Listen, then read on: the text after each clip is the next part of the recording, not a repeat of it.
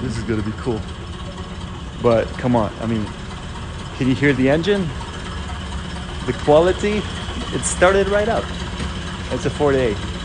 We're back at the museum after a 6-week break due to COVID.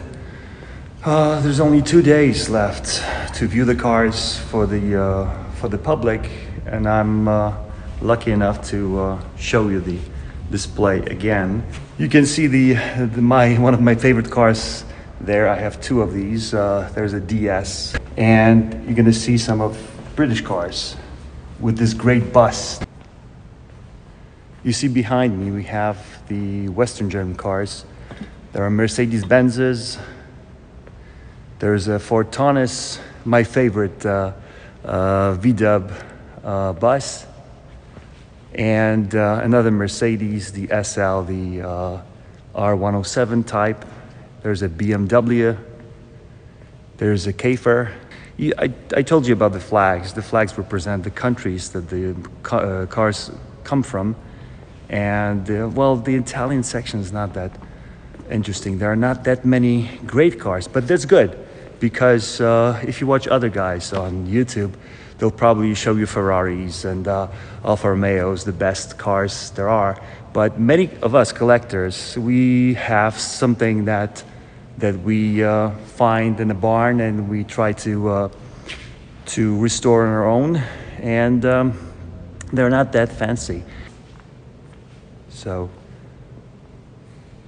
this is what it looks like, and we're lucky to be in this prestigious and historic place. So this is Poland.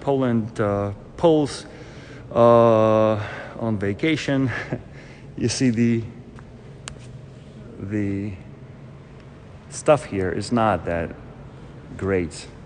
C1 Corvette.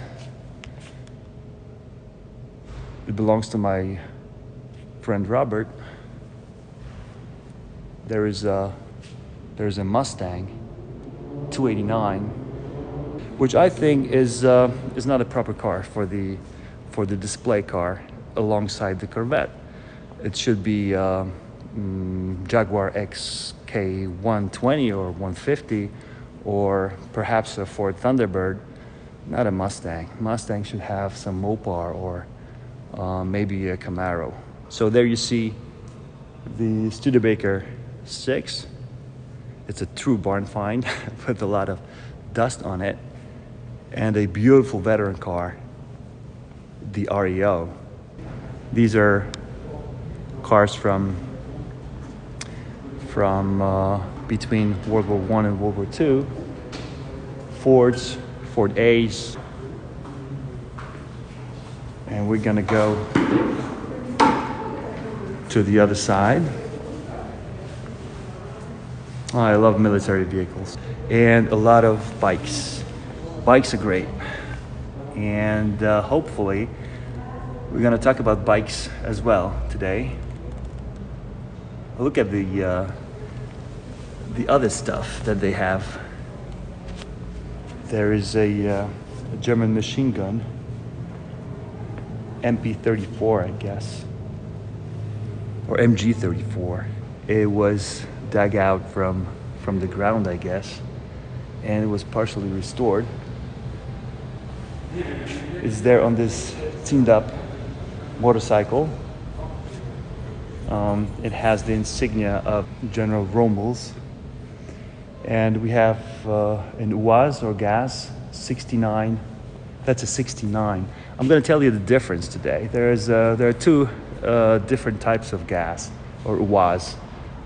The one that has just 2 doors, but it has benches in the back, like this one, or there's a 4-door car that would most likely be used in transporting dignitaries or officers.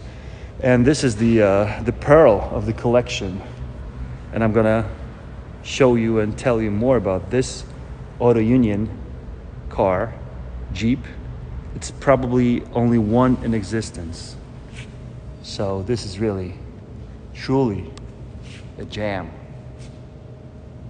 You have the other gas, Chapayev. That's a 67B. It was replaced by the 69 and some American cars. The MUTTs and the Humvee. So that's a Polish section. You know, it's hard to talk about it because I was born here and I really love the people, the spirit, but the car industry under the Russian rule was not really good. So they had the Sirena, and believe it or not, they made it probably right up to the late 1980s. So it's horrible. This is a Fiat 126 Bambino. Italians produced this car right after the Fiat 600, and they gave the license to Poles to assemble them in Bielsko-Biała in Poland, and this is the car that revolutionized Poland. And the Micras, which was not built in large quantities. It was a Google Mobile, I think. It was based on it, and it's not really something to cheer about. But for collectors, they may be interesting.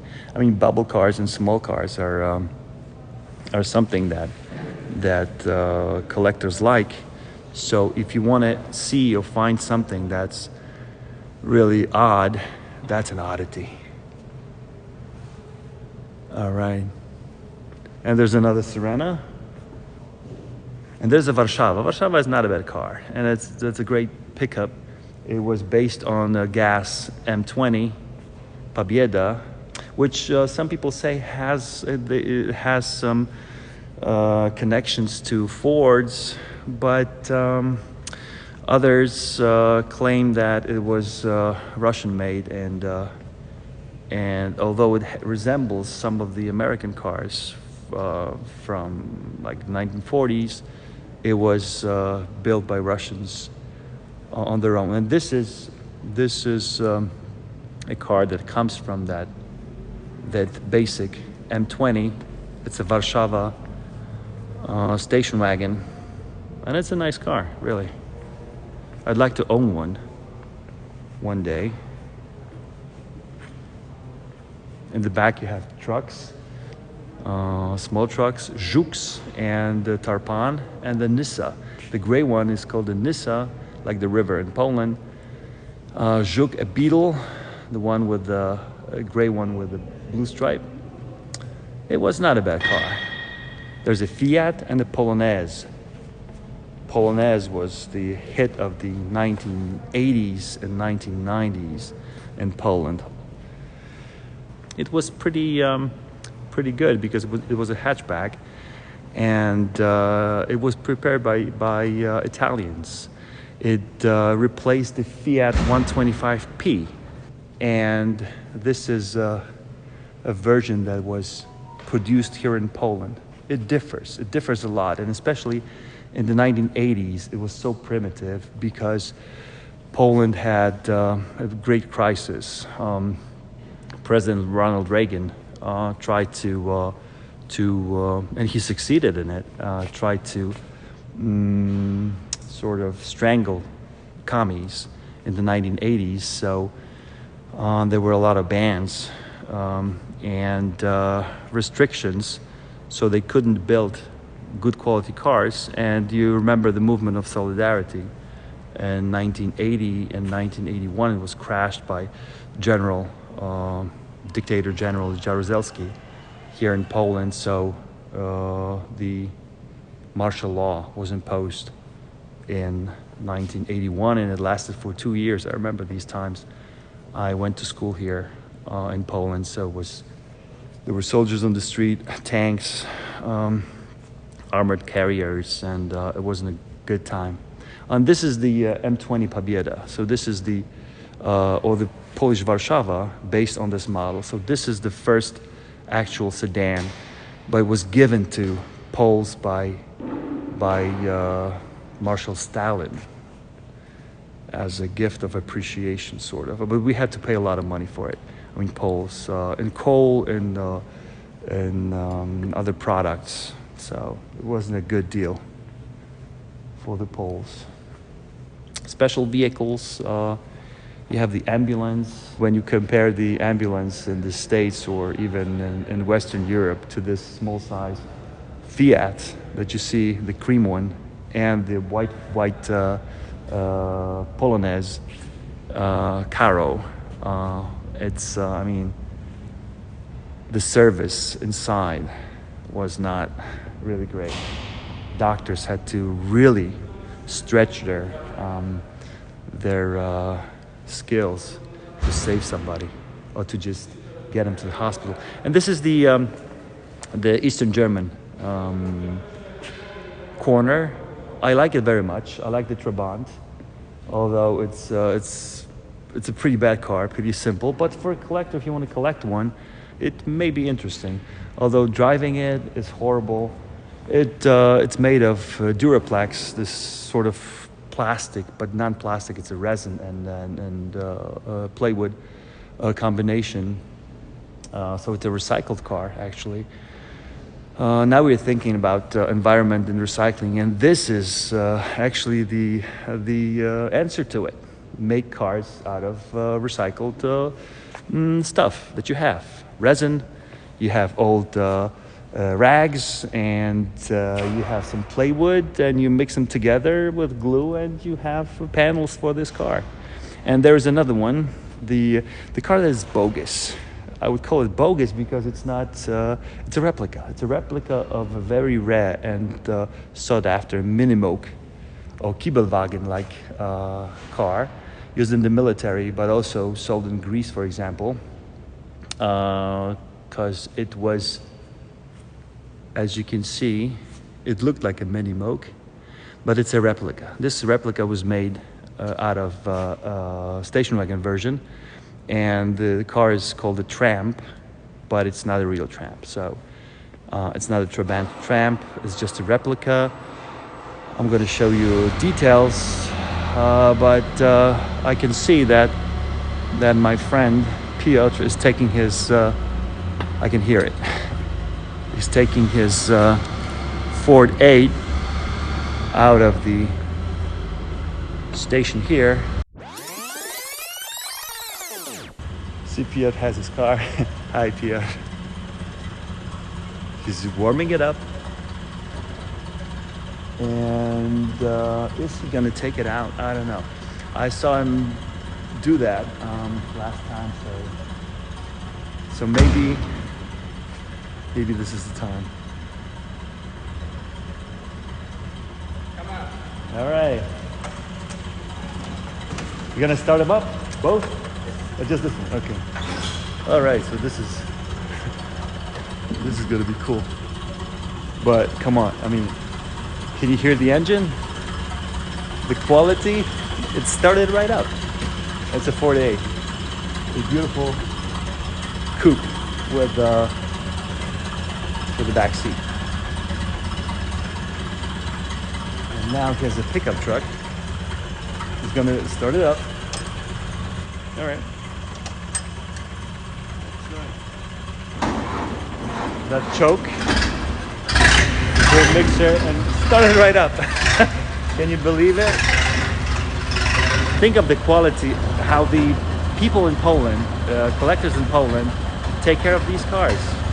I mean, they don't have all the parts that are available in the States for the enthusiasts. They have to bring them overseas, but they manage, and they can maintain their cars in such a great shape. It's unbelievable. Hi everyone, I'm Robert. Welcome to my YouTube channel called Discovering Classics, where I'm going to show you the life of a classic car collector and an enthusiast the way I see it.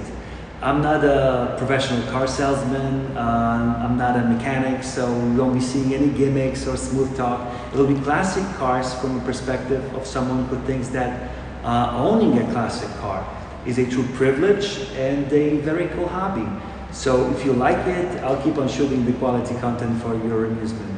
So if you are a petrol head who enjoys classic cars, please join me in this adventure as I uncover stories of classic cars and their owners, because to me, people and what drives them into this classic car madness are more important than some of those sleek cars that are restored to levels beyond sanity.